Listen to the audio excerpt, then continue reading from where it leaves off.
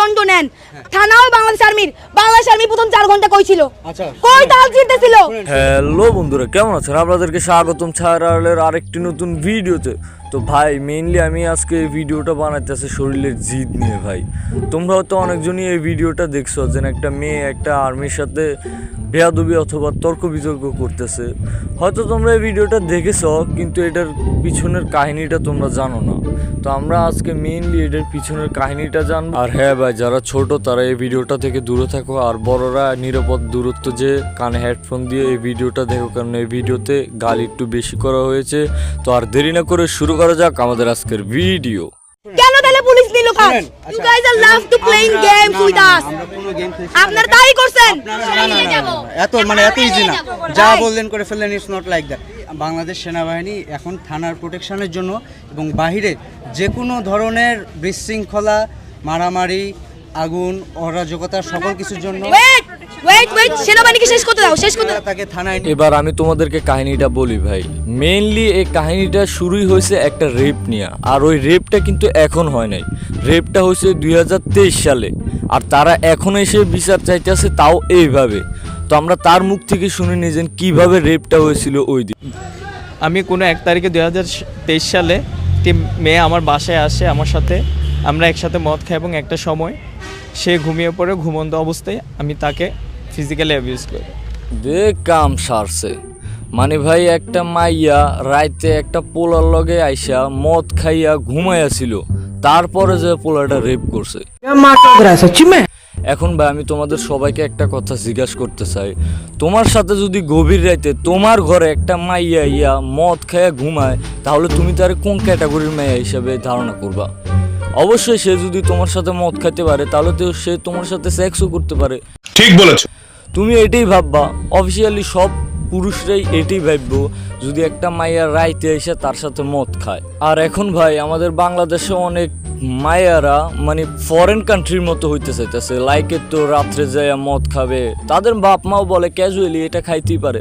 তাইলে মাদার চোদ যদি রাইতে যায় মদ খাইতে পারিস, তাহলে সেক্স করতে কি সমস্যা রে বাইন চোদ? সেক্সও করা যায়। ফরেন কান্ট্রির মেয়েরা সেক্স করে না, তারা মদও খায়, রাত্রে যায় সেক্সও করে। তাহলে সেক্স করলে এটা রেপ কিভাবে হয়? নিঃসন্দেহে তুই ঠিক কথা বলেছিস। বল মাদার চোদ, রেপ কিভাবে হয়? এটা যদি তুই যদি যে রাত্রে ওই পোলার লগে যে মদ খাইতে পারোস, তাহলে ওই পোলা তোর চুইতেও পারে। ভাই আর সেলিউট জানাই এই সেনাবাহিনী ভাইটাকে, যে তার সাথে এত ধৈর্য সহকারে কথা বলছে। তার জায়গায় যদি আমি অথবা তোমরা কেউ যদি হইতা, তাহলে লাইট দিয়ে এই শালির মেয়ের সাউয়া ভেঙে ফেলাইলেও। ভাই বিশ্বাস করো, যখন কোটা আন্দোলনের সময় এই মেয়েটাকে সবার আগে দেখেছিলাম, তখন মন থেকে একটা রিসপেক্ট হয়েছিল এই মেয়েটার জন্য। আর এখন এই মেয়েটা যে ব্যবহারটা দেখাইলো, এখন দেখলি মন চায় মেয়েটার প্যান্টটা খুলে তার সাউয়া বাইরে 2টা লাথি মারি। আর ভাই সব কথা বাদ দিলাম, সে নাকি একজন ঢাকা বিশ্ববিদ্যালয়ের ছাত্রী। একজন ছাত্রীর কথা বলার ধরন এইরকম।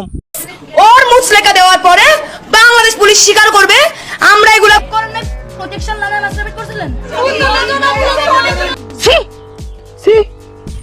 না ভাই তোমরাই বলো, একজন ছাত্রীর কথা বলার ধরন এরকম? আরে মাদার চোদ, ছাত্রীর কথাই বাদ দিলাম, একজন মেয়ে, তুই মাথায় রাখতে হবে যে তুই একজন মেয়ে। একজন মেয়ের কথা বলার ধরন এইরকম হয়? তোরে দেখে তো মনে হয় তুই গাঁজা খাস না, তুই গাঁজার লগে সেক্স করস, তোরে দেখে মনে হয়। মাদার চোতের বাচ্চা। আর আমার ভিডিওটা যদি তুই দেখোস বোন, আর যদি তোর কাছে যায়, তাহলে তোর শরম হওয়া উচিত বোন। তুই যেন এখনো বাইচে আসত, এটাই বড় কথা। একজন সেনাবাহিনী তোর সাথে কি রিসপেক্ট দিয়ে কথা বললো, আর তুই তার সাথে কিভাবে কথা বললি? মানে ভাই তোর মা বাবা তোর জন্ম দিছে ঠিকই, কিন্তু তোর শিক্ষাটা দিতে পারলো না। মানে ভাই দেশটা যখন পুরো একটা থমথমে পরিস্থিতি, যে যারে পাইতেছে খুন করে লাইতেছে, যে যারে মাইরা লাইতেছে, দোকানপাট ভাঙতে আছে, একজন আরেকজনের চুরি করতেছে, তখন তোর বাপ এসে প্রোটেকশন দিছিল রে মাদার চোদ। এই সেনাবাহিনীরই তো আমাদেরকে প্রোটেকশন দিয়েছিল, তারে আমাদের বলেছিল যে তোমরা নিশ্চিন্তে থাকো। যদি আজকে তারা না হইতো, তাহলে তোরে যেন কোন দিক দিয়ে কে এসে পুটকি মেরা ফেলতো, তোর বাপও কইতে পারলো না। মাদার চোতের বাচ্চা, তোর বাপও কইতে পারলো না তোরে যেন কে পুটকি মারতো। আচ্ছা সেই কথা বাদ দিলাম, রিসেন্টলি আমাদের বাংলাদেশের যে বন্যাটা হইলো, ওই বন্যাতে তোর কোনো বাপ এসে সাহায্য করছে রে মাদার চোতের বাচ্চা? আমাদের বাংলাদেশ সেনাবাহিনী আমাদের যে রূপ সাহায্য করছে, ওই রূপ পৃথিবীতে খুবই বিরল।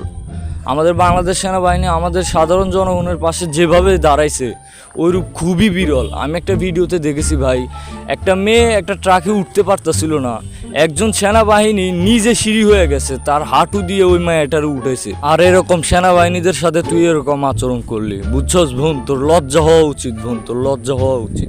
আর হ্যাঁ ভাই, এর মানে এই না যে আমি এই রেপিস্টের পক্ষ হয়ে কথা বলতেছি। আমি চাইতেছি শালার পুতুরে ধরে ওর নুনুরা কাইটা দেব। একজন রেপিস্টের অবশ্যই শাস্তি হওয়া দরকার, কিন্তু ভাই তুমি তোমার বিবেক দিয়ে ভাইবা দেখো শাস্তিটা কি তার একাই পাওয়া উচিত?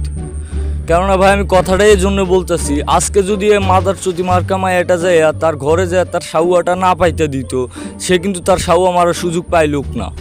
সে যদি আজকে তার ঘরে যায় মদ পান না করতো, তাহলে সে তো তার চুদতে পারলো, তাহলে মেইনলি এই ঘটনাটা ঘটতোই না। সব কথার শেষ কথা, ছেলেটাও কোনো সাধু না আর মেয়েটাও কোনো সতী না।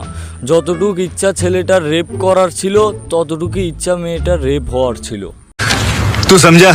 হ্যাঁ। नहीं तू समझा नहीं। তো বন্ধুরা, এই ছিল আমাদের আজকের ভিডিও। আশা করি ভিডিওটি ভালো লেগেছে। ভালো লাগলে একটা লাইক করে দিন, চ্যানেলটি সাবস্ক্রাইব করে দিন। আসছে কোনো নতুন ভিডিও নিয়ে, ততক্ষণ পর্যন্ত ভালো থাকবেন। টাটা, বাই বাই, আল্লাহ হাফেজ। আর হ্যাঁ ভাই, আজকে কোনো ভাই স্ক্রিপ্ট হয় না, আজকে কোনো এডিট হয় না, আজকে ভাই মুখ দিয়ে যা আইছে তাই কইছি। আর ভাই আজকের ভয়েসটা ঘরও দিতে পারি নাই, সেজন্য একটু উল্টাপাল্টা হইতে পারে, ম্যানেজ করে নিও। তোমরাই দেখো ভাই ভয়েসটা কই দিছি।